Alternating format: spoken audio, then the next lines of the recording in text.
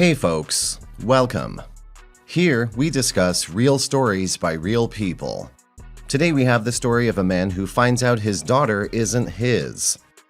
Let's see how it goes. Story 1. I've been married to my wife for years and we have a 1-year-old daughter. We've all been happy together. They've helped me build a successful business from next to nothing, and I'm more than grateful for everything they've done for me. I met my wife right after I graduated, and I was trying to do or sell anything for a quick buck. But at the time, most people saw me for what I was, but not her.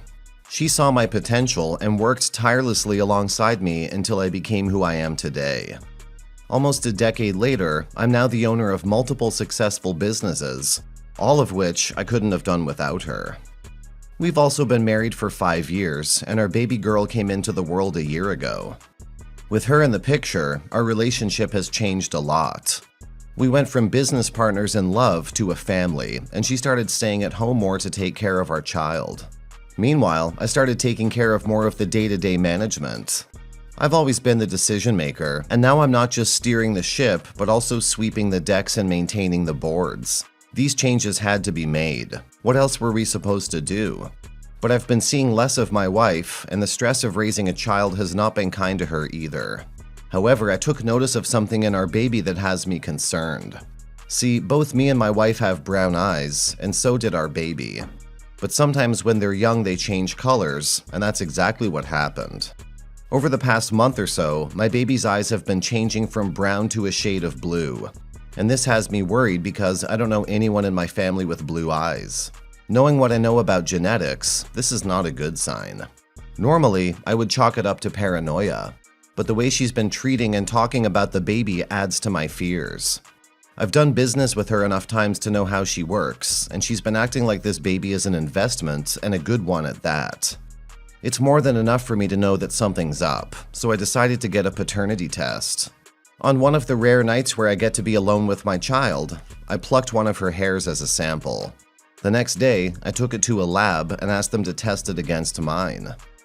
And I'm still waiting for the results. We'll update when I get them back. Update.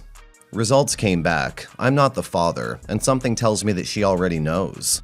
Everything seems too fishy for this to be an accident. I've mentioned that our relationship hit a rough patch when the baby came, but I don't think I've gone into enough detail. On top of the stress that comes with raising an infant, she's been acting cold and distant towards me. Every time I try to get involved with our baby, she pushes me away and says she can handle it alone. Despite the fact that during the few times we talk, she always complains about how hard it is to raise a child. However, when she looks at her, she doesn't have a look of exhaustion on her face. There's a glimmer in her eyes. Not the spark of love, but the shine that only comes out when she sees a golden goose. On top of that, the one and only subject that she seems to want to talk about with me are our finances.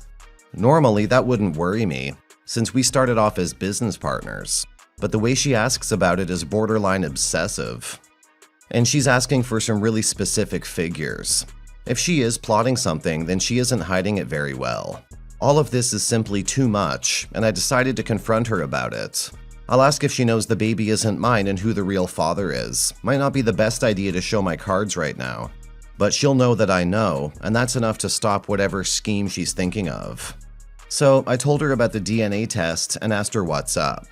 Immediately, she got defensive, asked why I got that test, and accused me of not trusting her. In all honesty, I was losing more trust in her every minute that went by, but I wasn't just about to give in to that line of questioning. I said that her blue eyes gave it away and asked her who the father was. She acted stunned that I would even want to know, said that it was none of my business, and hurled another accusation at me, that I was trying to dodge the responsibility of parenting and push it on someone else. I said that this isn't about who's responsible for what, it's about our relationship. And in hindsight, my reply was a massive blunder.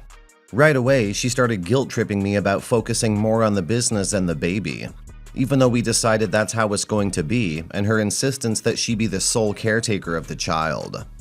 I told her exactly that every time I tried to be a father, she didn't let me be one. To that she said, so what? If I really wanted to be a dad, I would have pushed harder regardless of what she says. This wasn't going anywhere. She spun it from a conversation about her cheating to me apparently being a shitty father. And anytime I brought up our relationship, she doubled down and accused me yet again of trying to dodge responsibility. It didn't matter what I said, how hard I pushed back. If I tried to understand at all, she was unyielding, so I had to accept what she was saying.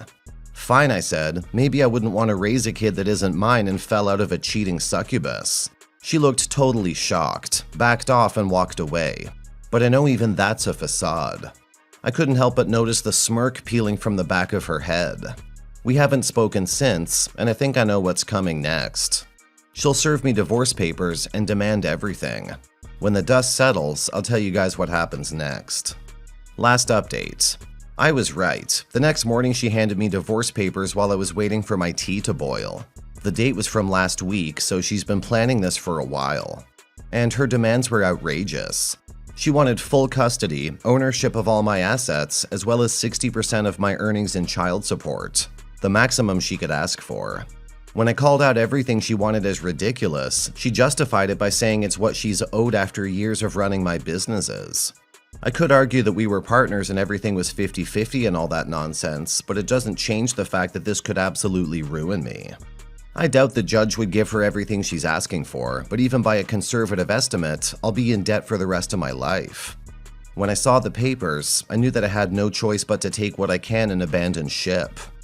I spent that entire day going door to door to all my stores, emptying out the safes, and finding someone I can trust to be in charge when I'm gone. I also withdrew all the money in my bank accounts so that I have everything I need without a paper trail. When she actually comes to collect her haul from the divorce, there'll be nothing left to take. I spent that night in a hotel, researching countries without US extradition laws, and eventually booked a flight to an island nation that would be unwise to name in this post. I realized that this is the nuclear option, but in practice, it's more like retirement. I have enough money to live comfortably there for the rest of my life, and the island itself is beautiful, with plenty of luxuries for me to spend the rest of my days indulging in. As much as a nightmare situation this is, I know people who dream of having something like this happening to them. I'm leaving forever, without saying my goodbyes to anyone. Right now, I'm typing this in the bathroom of a Wendy's 5 minutes away from the airport. And as soon as I post this, I'll throw away my phone. All my other socials are already deleted, and this one will soon be deleted too. With my online presence scrubbed from the internet, this Reddit post is the only record left that I'm here. Don't bother sending me any messages. If you're reading this, I'm already gone. I can assure you that wherever I am right now, I'm happy. And if you were here from the beginning, thank you. Goodbye. Your wife wanted to take everything from you, so you took everything and ran. Your life sounds like a story, OP. Regardless, I'm sorry this happened to your marriage. Your marriage sounded like a good one and your wife a good partner, until you found out your child isn't yours. Your wife obviously wanted to leave you high and dry. She's probably been planning it for a while too. It was smart to run away. Hopefully you don't get caught.